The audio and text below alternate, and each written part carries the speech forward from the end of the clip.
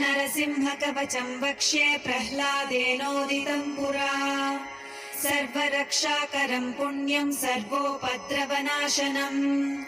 सर्वसम्पत्करं चैव स्वर्गमोक्षप्रदायकम् ध्यात्वा नृसिंहं देवेशं हेमसिंहासनस्थितम्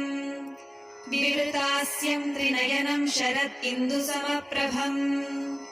लक्ष्म्यालिङ्गितवामाङ्गं विभूतिभिरुपाश्रितम् चतुर्भुजं कोमलाङ्गं स्वर्णकुण्डलशोभितम् श्रिया सुशोभितोरस्कं रत्नकेयूरमुद्रितम् तप्तकाञ्चन सङ्काशं पीतनिर्मलवाससम् इन्द्रादिसुरमौलिष्ठः स्फुरन्माणिक्यदीप्तिभिः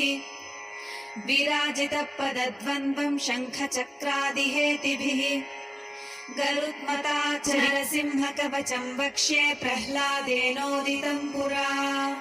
सर्वरक्षाकरं पुण्यं सर्वोपद्रवनाशनम्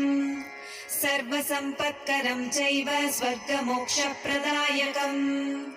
ध्यात्वा नृसिंहं देवेशं हेमसिंहासनस्थितम्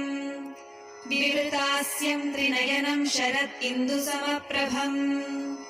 लक्ष्म्यालिङ्गितवामाङ्गं विभूतिभिरुपाश्रितम् चतुर्भुजं कोमलाङ्गं स्वर्णकुण्डलशोभितम् श्रिया सुशोभितोरस्कं रत्नकेयूरमुद्रितम्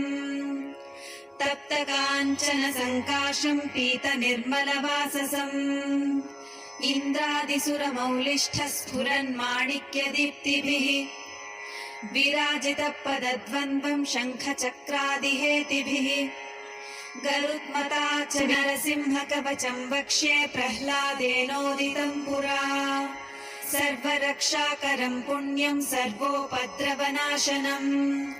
सर्वसम्पत्करं चैव स्वर्गमोक्षप्रदायकम्